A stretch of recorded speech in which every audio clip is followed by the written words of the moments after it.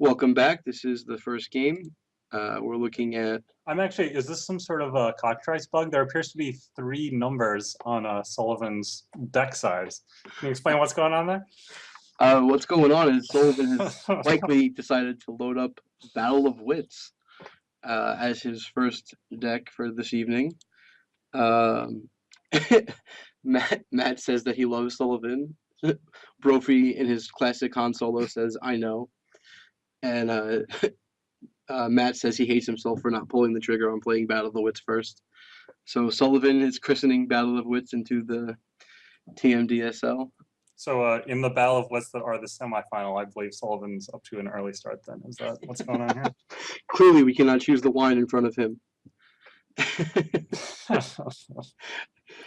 It's a iocane powder. I bet my life on it. So Matt gets to choose play or draw. I'm fairly certain he'll choose to play against Battle of Wits, the penultimate 5th turn. And as we see, Matt has decided to play Mishra's Workshop, which could be very interesting. Sullivan pulls up a hand with a lot of blue spells, Ancient Grudge, 3 mana sources, including a Wasteland. So we could look at the hands real fast. We see that if Sullivan's able to get an early Workshop with that Wasteland, Yep. Matt's going to be a real worry. He only has 4 mana sources outside of that. His hand is full of 6 drops, and Sphere is going to make him 7. Also has that Ancient Grudge, and you can tour up the requisite lands here. Yeah, so this actually looks somewhat favorable for Sullivan based on just opening. And Matt, see, this is Matt's inexperience with Shop right here. Yeah, I'm surprised he didn't. He should definitely have played Ancient Tomb instead. Oh, yeah, for Wasteland. To protect against Wasteland. And so the correct play from Sullivan here is just waste your Shop and show me your moves. Because there's not many hands that Sullivan could have that will, yeah, see. And then this is Sullivan's inexperience playing blue decks because Sullivan's a dredge player. Taking him off Shop would have been critical. Matt still can't cast Triskelion because it costs 7 now, even though he could make 6. The Sphere, not the Thorn, which he top decked, I believe. Yeah, he drew the Thorn, so that's what he's going to have to play. And Ancient Tomb, that's fine. So again, if I'm Sullivan, I would like to Wasteland here. So what Sullivan's doing is keeping up the illusion of Force of Will, which is reasonable. But when you can trade Waste for Workshop, it's usually better, especially under Spheres. Like he's letting him get to this Triskelion. And the Ancient Grudge costs 4. He's 2 turns away from it. Like this is going to go from bad to worse really fast, I think, for him. Normally, I would say having 3 Triskelions in your hand isn't great, but looks like it might actually work out here for Matt. But yeah, if he would have played that Wasteland, I mean, Matt's hand would do nothing forever. Until he drew more like he would have 4 total mana, so he would need 3 to play the Triskelions. But yeah, I think it's just Sullivan's not familiar with playing blue decks, and that's what we're seeing. Like right there, he should have cast Serum Visions. He should have got. Actually, he's going to be stuck under Wastelands. He needs to hope. Yeah, he needs to be able to play Ancient Grudge next turn. Let's see. So how many basics is Sullivan running? Looks like he has 2 Swamp, 2 Plains, 3 Island. Yeah. So maybe he's worried about. Well, he can't get basics because he needs to cast Ancient Grudge. Right. Yeah, exactly. That's what I was going to say. That's the line he's on. I just don't think it's going to help him. Yeah, especially when Matt already played a Triskelion. I mean, that is a significant clock once he's able to get it out. So I agree. Yeah, and then he's going to play more Triskelions. So yeah, I think there was 2 major things that happened in this game. First was Matt led with Workshop, which was a mistake, but Sullivan failed to capitalize on it and made his own mistake of laying a fetch. And again, it's important to keep Force of Will up against Shops. Like that's what he was doing. He was bluffing Force of Will, but it's a lot harder to bluff Force of Will when you have 250 cards in your deck. Right. It's not like Matt is not able to see that gigantic number in his library. So yes, probably has a pretty good idea what he's on. Yeah, I mean, he knows he's on Battle of Wits, but just the odds of having a Force of Will in your opening 7 is just so much lower. So like waste your Shop and like just try to catch him is what I would have done. Right now he'd be at 6 mana, right? He still wouldn't be able to cast Triskelion. So, and like the worst part about and there's the 4th Trike. Wow, that's hysterical. The worst part about grudging a Triskelion is that the end result is he still has a Triskelion. Like the damage comes off. Right, you're basically using 2 mana to kill a 1/1. Matt doesn't realize that Sullivan's responding. They're backing up, yeah. When is this happening? Combat. Yeah. Matt just rushed through a combat because he expected nothing. This is an interesting format for someone like Sullivan that's so well known for playing one type of deck. And I mean, obviously you can't bring 3 dredge decks, but it is an interesting mechanic with someone so strongly attached to just one archetype. Yeah, I mean, Mickey is a shop expert who played in our league, and the first, I think, season that he played, he did fairly well. He didn't make the playoffs, but he wasn't near the bottom either. And this year he had a full 0-10, and like people just really loaded up for him and for shops when they played against him. And Sullivan had a really hard path to the finals himself. He had a hard path, including you main decking 2 rest in pieces against him, if I remember correctly. Oh, it was way worse than that. I had 3 rest in peace. All right. 1 priest, 1 cage, enlightened tutor, and trinket mage. And then I had more in the sideboard. That was when I played the Helm line deck, or the Helm rest in peace deck. So Sullivan's at 6. There's 2 Triskelions. Yeah, that'll do. Looks like despite not being a shop player, Matt was able to figure out how to remove those 6 counters. Yes, that one was. They're like loyalty counters. It's really easy.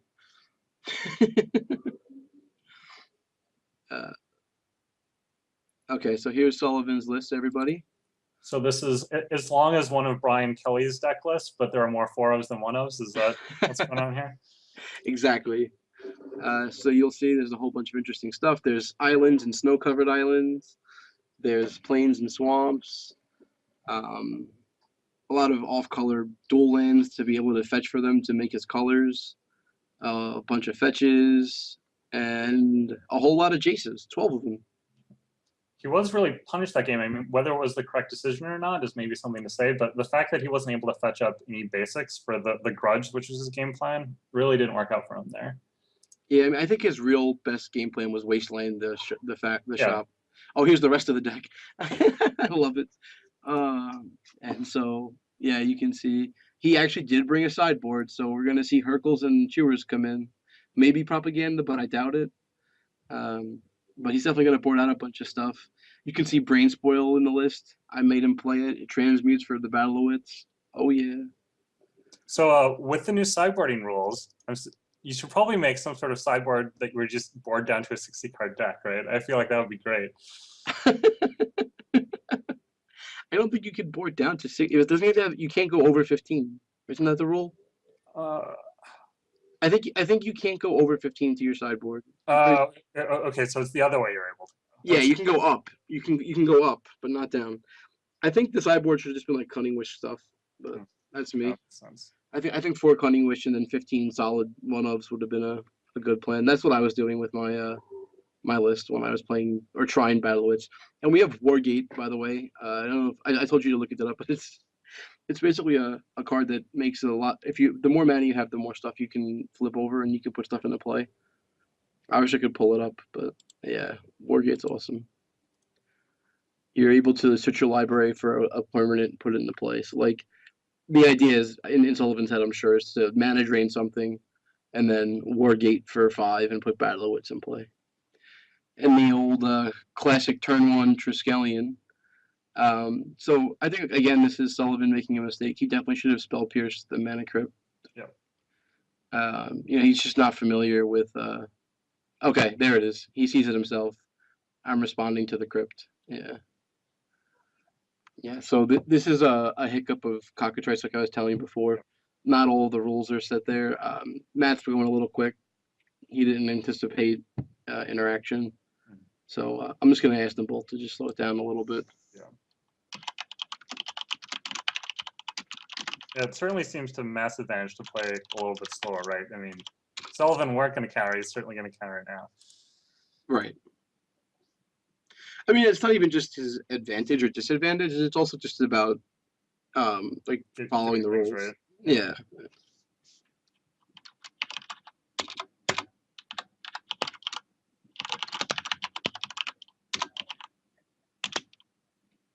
So let's see. What do you name here?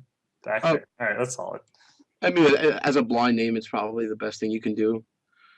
We'll see how else it goes. So Revoker does a lot of things, but it does not stop any of the things that are in Matt's hand. So this looks like it's going to be a preordain followed by a factory. That's how I would play it. But we'll see what Sully does, because the reason why I lay factory is to plan to block Dak Faden later, and we're not going to be brainstorming. I don't think. I mean, if he's going to brainstorm, he would have done it in the other order. So I think that you're right. Yeah. Again, it's Sullivan's not very in tune with the blue concepts, so it's possible that he plays Mesa here with the intent of fetching up a brainstorm. But no, he does go factory. Yeah, seems fine. Yeah. So now Matt has a choice. He can either lay down Trike or he can waste and metamorph. Because you do second Trike, I think getting down the first Trike is the better idea. That way it lets him have a metamorph to Trike. He can wasteland next turn and metamorph his Trike. So that's how I would do it. Yeah, that's a Trike from Matt. He also, interestingly enough, has Mock Sapphire, so he can pay the blue off metamorph.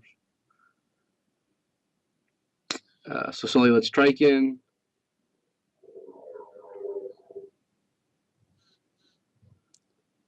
So how many Trikes is Matt running? I mean, it's at least 7 from what I can tell. It looks that way, right? There's certainly a whole lot of Triskelion. Maybe he thought the DCI was being generous when they restricted Lodestone, that you can now have 7 Triskelions in your deck. I don't know if that's some sort of deal they worked out, but as a blue player, I am more than fine with 7 Triskelion. But so now we have Tinker from Sullivan, so this just got a whole lot more interesting. The problem is he needs an artifact, and I don't think right, and he can't activate the factory. But if Matt doesn't have a lock piece, he can. He could do it next turn. I'm actually interested in brainstorming now. Any Mox or artifact mana, would actually turn on Tinker. So I would fire the brainstorm now, because we're gonna cast it before we get the turn back. And there's very little interaction, and things like that can happen. Yeah, it's not like Matt's gonna duress and he needs to hide. Is Ravager lethal? Jesus Christ. Let's do some math. He gets Ravager, he gets Trike, right? He can put them both into play, right? He can metamorph. He does that. He's got 6 on board. Oh, yeah, all right. Let's see if we hit the pray to God, force the will. No, we didn't. Okay, let's go back to Ravager math. All right. Oh God. We have 6 combat damage on the table. We can get that in. That drops Sullivan to 12.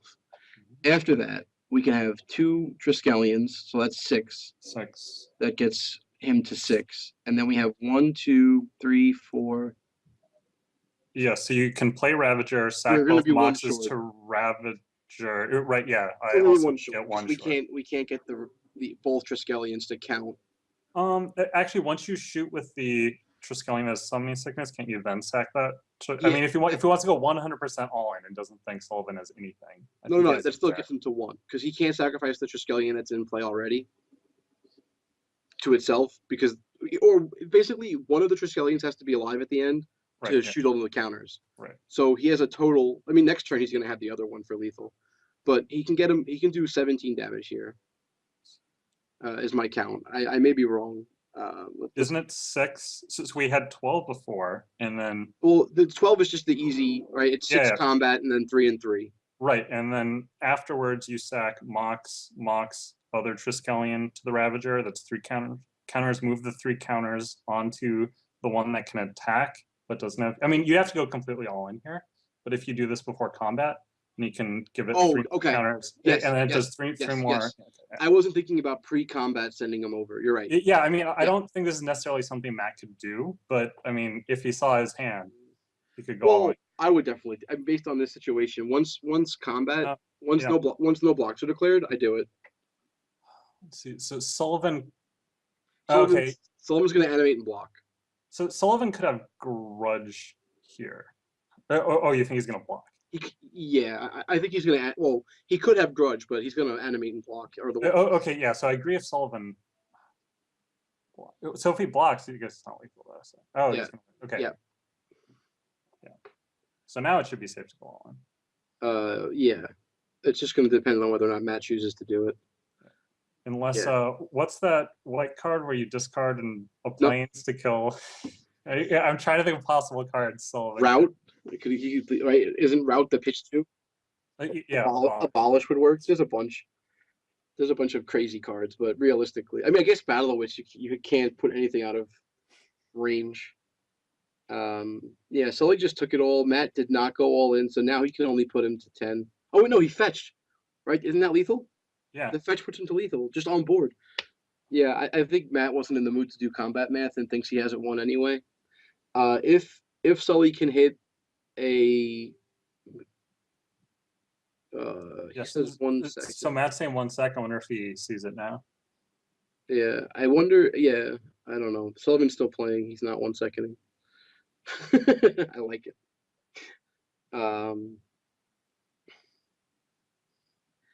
But yeah, it's what 3, 6, 7, 8, 9, 10, 11. Yeah, he's got him on. He's got him dead on board. All right. And there's a concession.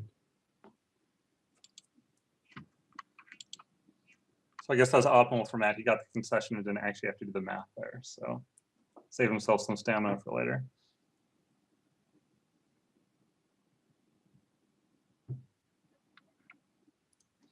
Yep.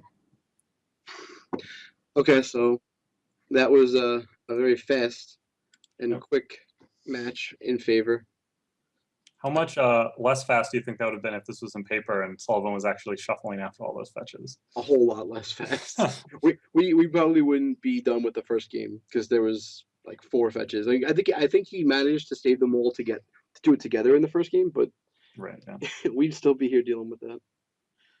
Actually, I played Battle of the Wits in Standard for a while when it got reprinted in 10th edition, and so did Matt. Actually, that's when he fell in love with it, I believe. And so we both got really interested. We've been talking about playing Battle of the Wits for a while. Yes. So what's the rule? How long do you have to sufficiently randomize your deck? Is it like 2 minutes when you shuffle it? So there's no hard and fast rule. Like there's nothing in the IPG. It's up to judge's discretion. But yeah, realistically, you just can't do it. If without assistance, you can't realistically randomize your deck sufficiently. It takes great manual dexterity. At one point I was able to just do 2 piles of 120 and shuffle those. But and then the problem is you have 2 stacks of 120 and then putting them together is the issue. Like no matter what you do, there's going to just be patches and blocks. It really depends on how strict the judge wants to be on what's random, or how hard the other player wants to complain. Right. But yeah, the deck is really fun. I enjoy it, but we're moving past that now because of how quick it